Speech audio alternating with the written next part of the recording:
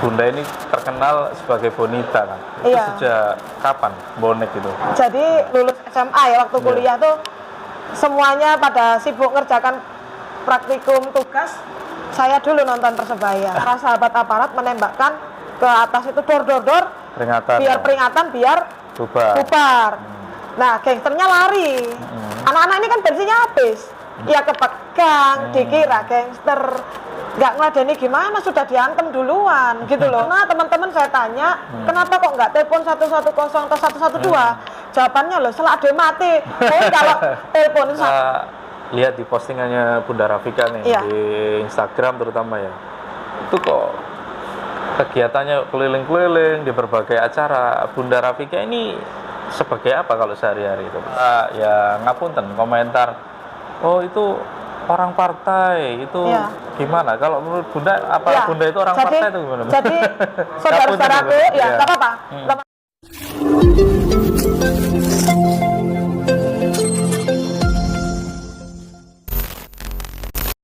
Assalamualaikum dulur, jumpa lagi di channel spesial ID 35. Salam satu nyali Wani. Oke lur, hari ini saya berkesempatan untuk ngobrol bareng salah satu bonita yang ada di Surabaya, salah satu toko publik juga ya, yakni Bunda Rafika. Iya. Oke, gimana kabarnya Bunda? Alhamdulillah sehat walafiat Mas Isma. Semangat terus ya dulur-dulur bonek ya. Siap. Jadi Bunda Rafika ini kan sering ya ketemu saya di berbagai acara. Iya, tanam pohon. Entah di Polres, entah di Pemkot, itu sering sekali ketemu. Kalau Bunda Rafika ini asli mana Bunda? Saya asli Surabaya, lahir dan besar di Surabaya. Pada tanggal 28 Oktober kemarin baru ulang tahun. Oh, alhamdulillah. Sekolah di SMP Negeri 2 Surabaya, SMA di Barunawati Perak, kuliah di Universitas Negeri Surabaya, kerja di Surabaya, tinggal domisili di Surabaya. Surabaya. asli Surabaya. Asli Surabaya. Jadi kalau Bunda ini terkenal sebagai bonita kan? Itu Iya. sejak kapan bonek itu? Jadi almarhum papa saya dan mama saya itu suka sekali nonton Persebaya. Dulu adanya Niak Mitra. Papa mama tuh naik Vespa, naik motor tuh belani bonek di Gelora 10 November, Tambak Sari. Bahkan saya dulu terus naik motor aja. Jadi dari saya lulus SMA ya, waktu kuliah tuh semuanya pada sibuk ngerjakan praktikum tugas. Saya dulu nonton Persebaya. Pada saat itu sampai saya masih ingat dulu tuh Abah Saleh Mukadar memberi saya tiket VVIP, terus naik bis bareng pemain aja. Itu pada tahun 2010. Ada Arema sama Persebaya tanding. Akhirnya satu bis sama teman-teman seperti dulu ada Adik Andik Firmansyah dan semua itu satu bis. Satu bis. Dan itu saya masih punya fotonya sama yang agak dari luar itu siapa sih, saya lupa namanya, tinggi besar, saya masih ada foto-fotonya di Facebook. Itu jadi satu bis sama pemain masuk di Stadion Tambak Sari, itu semua foto-foto saya simpan lengkap di Facebook juga ada. Saking belaninya gitu. Dari dulu. Kalau pengalaman selama di Stadion Tambak Sari yang paling berkesan dulu apa Bunda? Saya yang paling berkesan itu dulu ya, awal waktu ada pertandingan Persebaya, bayangkan masih kuliah, nonton sepak bola, nggak berani pakai kaos bonek dulu.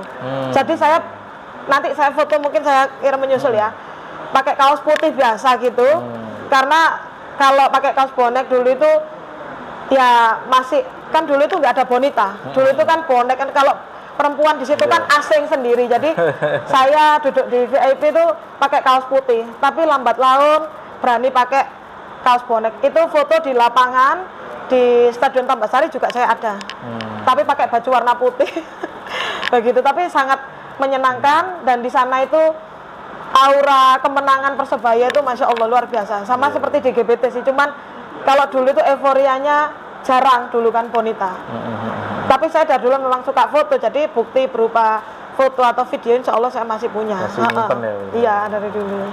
Terus ini Bunda, kan kemarin lagi viral ya, Iya. video-video anak-anak bonek ini yang waktu itu ikut patroli cegah gangster dan basmi gangster. Basmi gangster. Itu ketangkep dan ada Bunda Rafika di situ. Kronologinya gimana itu Bunda? Jadi hari Sabtu pada tanggal 3 Desember itu saya dapat undangan juga untuk ikut apel bersama di Balai Kota.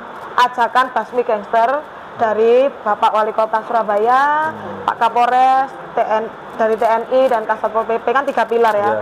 Untuk kita semua apel bersama membasmi gangster. Surabaya wani lawan gangster. Saat itu saya barusan pulang Van Rally dari Batu.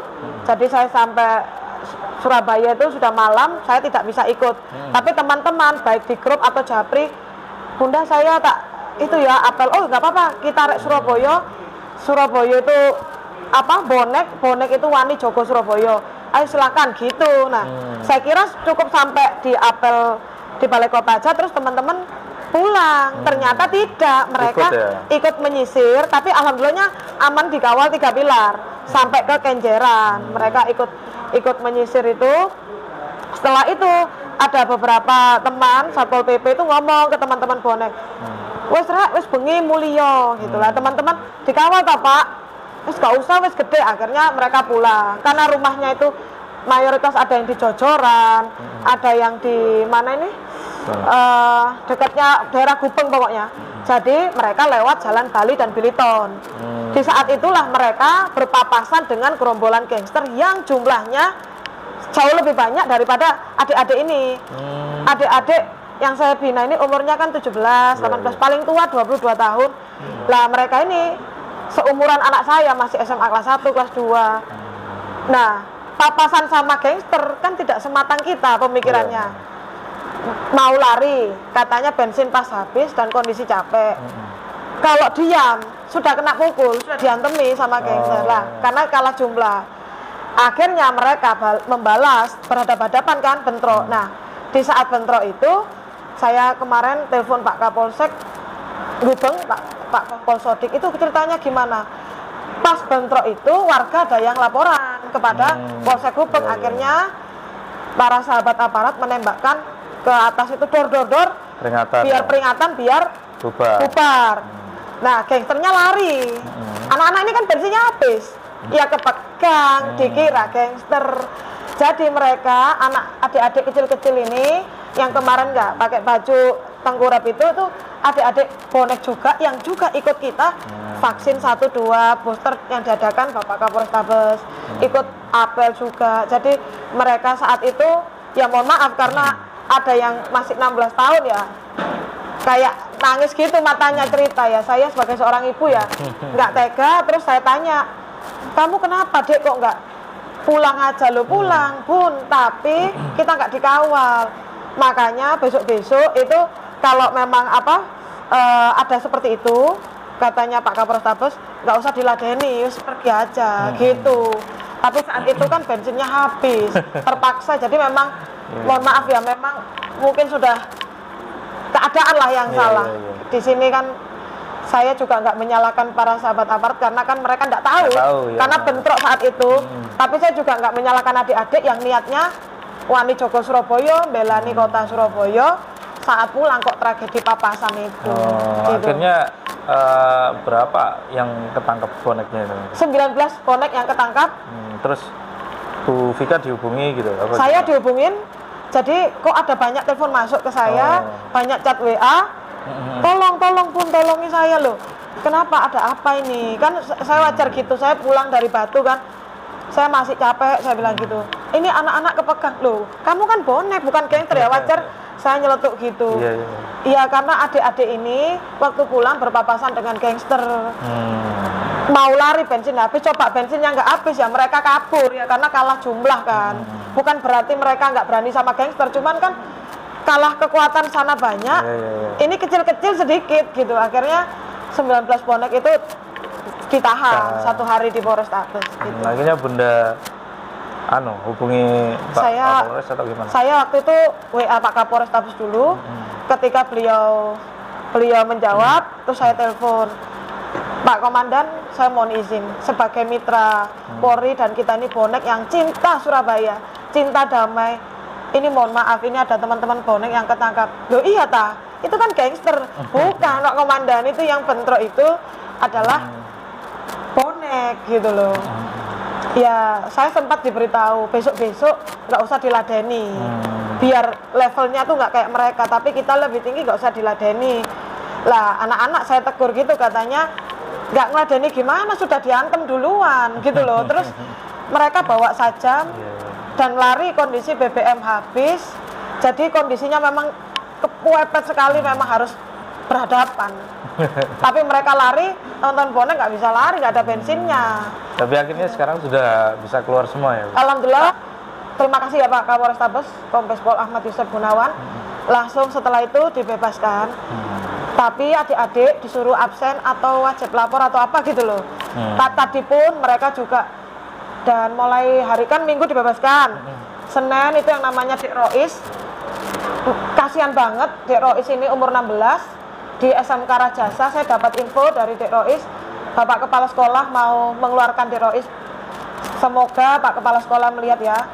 Kepada yang terhormat Pak Kepala Sekolah SMK Rajasa, Dik Rois ini Pak bonek Pak, bukan gangster. Kasihan Pak kalau dikeluarkan gitu. Jadi Senin ditanya, disuruh datang, Selasa Rabu ini juga disuruh apel terus. Kebetulan terus teman-teman ditanya, mana buktinya kalau kamu bonek gitu. Kemarin saya diceritain adik-adik itu, ditanya sama Mbak Herlina, Kasat Binmas, bener tak kamu ini bonek gitu? Iya, boneknya siapa? Bunda Rafika, Tribun Bebas. Oh iya, mana buktinya gitu? Terus ditunjukkan chat saya, berarti ya alhamdulillah. Jadi yang ditakutkan para sahabat aparat ini kalau mereka ini gangster, padahal bukan, mereka ini pure bonek yang masih kecil-kecil, butuh binaan dan arahan kita Mas, karena umurnya belasan tahun. Iya. Jadi buat teman-teman ya, terutama bonek ya. Kalau kalian bonek ya fokus di bonek saja. Maksudnya kadang ada juga Bunda yang misalkan dia bonek tapi juga ikut gangster. Saya gitu. Tahu ada beberapa yang seperti itu gitu loh. Buat dulu bonek yo jangan sekali-sekali ikut-ikutan gangster ya, karena ini sudah meresahkan masyarakat dan akan dilakukan tindakan tegas terukur sesuai dengan perintah Pak Kapolres Tabes. Dan kalau bonek, Bunda, kalau misalkan mereka mau bergerak, ya harus koordinasi, koordinasi 3 pilar. Jangan liar. Dalam artian liar itu kalian tanpa pengawalan, bergerak sendiri. Nanti kalau ada korban ya malah jadi masalah baru gitu loh. Dan kalian kalau gerak misalkan nggak ada arahan dari tribun masing-masing, kalau misalkan ada caponya atau dirijennya yang ikut, kan pasti tahu dong. Iya. Oh, iki tanggung jawabku Pak.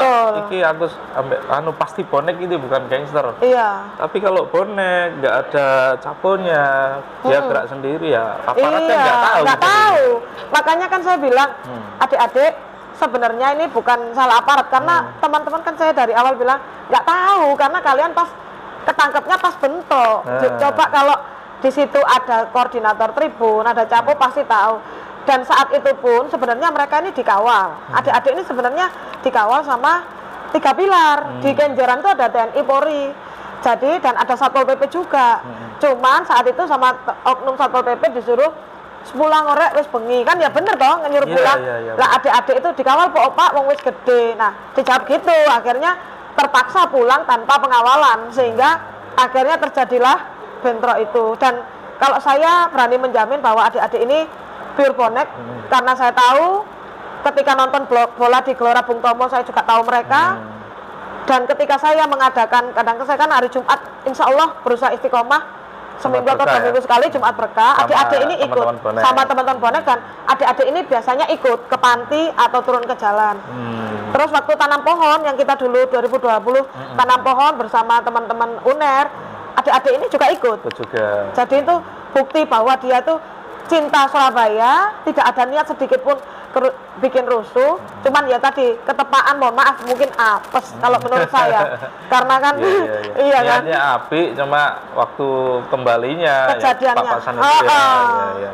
Jadi itu tadi Lur, tetap ya kalau misalkan kalian papasan sama gangster, jangan langsung ibaratnya dihadapi sendiri. Betul. Tapi koordinasi dengan cara apa ya? Telepon 110 atau 112. Call center. Call center.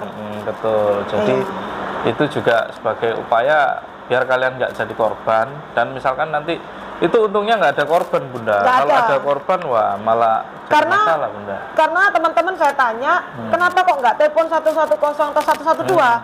Jawabannya loh, setelah ada mati. Kalau telepon itu satu, terus kedua, untung nggak ada korban. Iya, karena kita balas. Tapi kalau kita diantemi, awalnya kan kena antem duluan, diam aja. Mungkin saya sudah nggak ada pun gitu. Jadi sekali lagi saya mohon kepada para orang tua, adik-adik semua di Surabaya, mari kita berperan serta aktif untuk menjaga anak-anak kita. Satu, jangan keluar malam.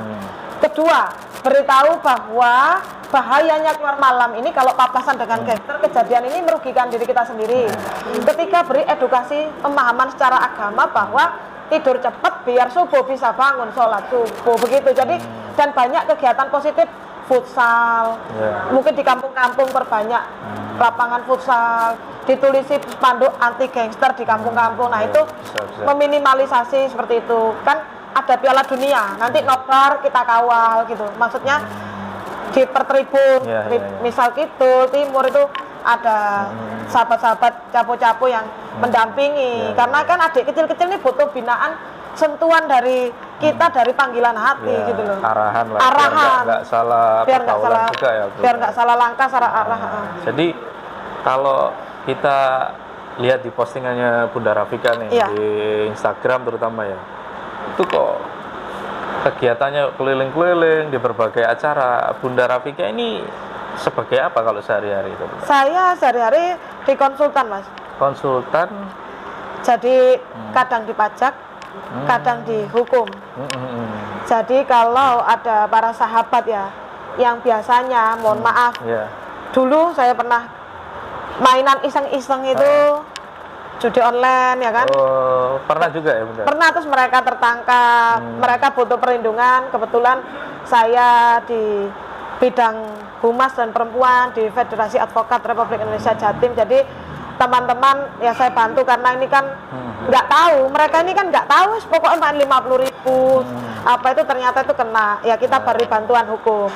Kadang-kadang adik-adik bonek juga yang mohon maaf kadang-kadang nggak mampu, ya kita yang bergerak di bidang sosialnya itu untuk membantu sekolahnya. Ada Mas bonek itu kemarin ya saya ucapkan terima kasih kepada Kasat Lantas Polrestabes Surabaya. Bonek binaan saya yatim piatu, usia 17, meninggalkan orang tuanya kena COVID tahun lalu. Sepeda motornya hilang, revo. Habis gitu bonek ini tinggal di kontrakan di daerah Tembok Duku sendirian.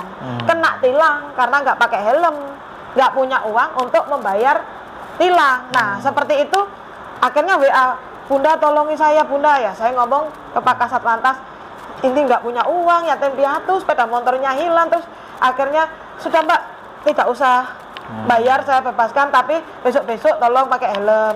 Sepedanya saya juga ucapkan terima kasih kepada Kasat Reskrim Mas Mirzal. Akhirnya dicoba, dicari, dihubungi Kanit Reskrim Bubutan karena wilayah Bubutan. Semoga bisa ketemu karena anak ini yatim piatu di usia yang 17 tahun, tinggal sendirian, lulusan STM, sekarang kerjanya jualan batagor. Karena apa? Motornya nggak ada. Jadi saya terima kasih para sahabat aparat itu, yaitu kan saya melindungi adik-adik ini, saling koordinasi gitu. Ada lagi adik yatim piatu yang bonek juga, namanya Wahyudi. Dari kecil nggak punya bapak, terus nggak punya ibu sekalian, meninggal, kasihan, nggak bisa sekolah. Padahal pinter dari SMP 25. Akhirnya saya ngomong ke Pemkot Surabaya saat itu, Bu Risma, Bu, pinter Bu, keterima SMA Negeri 21 tapi nggak punya uang untuk buku dan seragam. Saat itu wali kotanya Bu Risma langsung diberi, terima kasih Bu Risma, diberi baju, diberi sepeda, gratis bayar sekolah di SMA Negeri 21 sampai lulus. Nah itu, jadi saya tanya ya seperti itu Mas.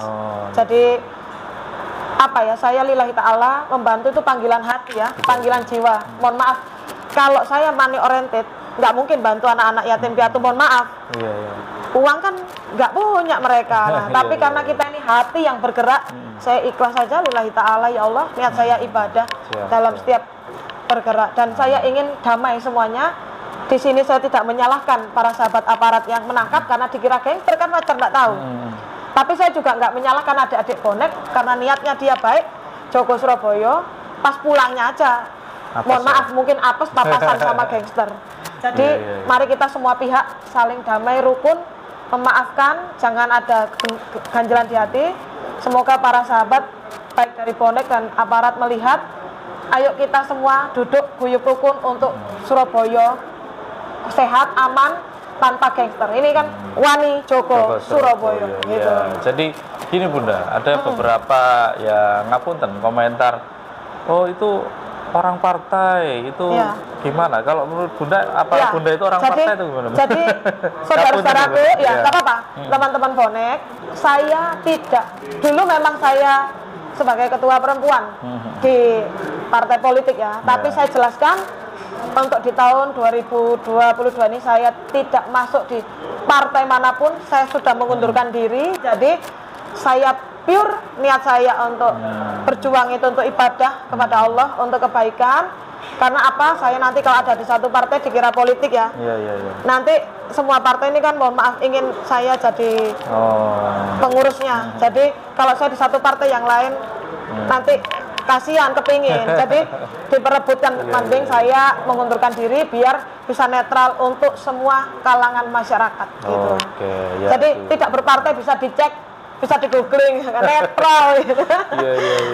Jadi sekarang sebagai apa Bunda sehari-hari kalau saya jabatannya Bunda? Saya juga ada di Dewan Kehormatan Jaringan Masyarakat Anti Narkoba. Jadi memberi penyuluhan bahaya narkoba kepada adik-adik sekolah. Besok hari Senin di SMA Negeri 9. Itu kerjasama dengan Kepala BNN Jatim, Brigjen Pol Aris Purnomo, dan dengan Direktur Narkoba Polda Jatim, Kombes Pol Ari Ardian. Jadi kita kerjasama untuk memberi penyuluhan bahaya narkoba sesuai arahan Pak Kapolri. Dan ini kita juga kemarin waktu penyuluhan kepada teman-teman bonek juga. Jadi seperti itu. Kadang saya juga ini Humas Nasional Komunitas Otomotif. Saya kan hobi touring. Kemarin hari Sabtu itu habis touring di Batu. Jadi kadang juga keliling karena memang hobi touring gitu kan. Jadi banyak hal. Bunda Rafika ini punya banyak kegiatan dan tergabung dalam berbagai 50 organisasi. Ya gitu dulu. Jadi kalau Bunda Rafika sendiri memandang fenomena gangster di Surabaya ini apa Bunda? Fenomena gangster itu kalau saya amati ya, sebagai seorang perempuan dan saya seorang ibu, itu adalah anak-anak muda yang tidak punya kemampuan untuk mengaktualisasi dirinya, mungkin bisa dibilang cari perhatian ya. Karena dengan dia muncul, bikin konten mengacung-acungkan saja, otomatis kan dia dapat perhatian dari masyarakat, dari Pak Wali Kota, dari Kapolres dan TNI, dari Kasat Pol PP kan dapat perhatian. Nah itu kan kayaknya mereka inginkan seperti itu. Jadi saya rasa perhatian yang mereka dapat mungkin ya mohon maaf kurang, sehingga mencarinya dengan bikin konten. Yang saya telusuri itu bikin konten karena ada yang mau ulang tahun gitu loh. jadi seperti itu. Jadi oh alah, jadi itu kayak butuh pengakuan lah dari kita semua. Semoga nggak ada lagi lah gangster-gangsteran. Sekarang kita lagi gencar juga untuk membasmi ini, mulai dari di sekolah-sekolah kita rahasiain phone-nya, siapa yang masuk gangster nanti kita filter lagi. Jadi pencegahan mulai dari di sekolah-sekolah Bunda. Kemudian patroli malam kita setiap hari patroli. Bagus, saya sudah pantau luar biasa. Gabungan terus di polsek-polsek masing-masing juga patroli semua untuk apa? Untuk menjaga kondusivitas di Kota Surabaya. Mungkin Bunda punya ini pesan-pesan atau buat masyarakat Surabaya, buat dulur-dulur bonek, monggo. Kepada saudara-saudara saya, baik bonek bonita ataupun masyarakat, siapapun saja yang melihat kontennya Mas Isma spesialis ID 35, mari kita perbanyak mendekatkan diri kepada Allah agar hati kita ini baik, bersih, pikiran kita baik, perkataan kita yang kita ucapkan baik, perbuatan kita juga baik. Insya Allah kita semua nanti akan mendapat takdir baik.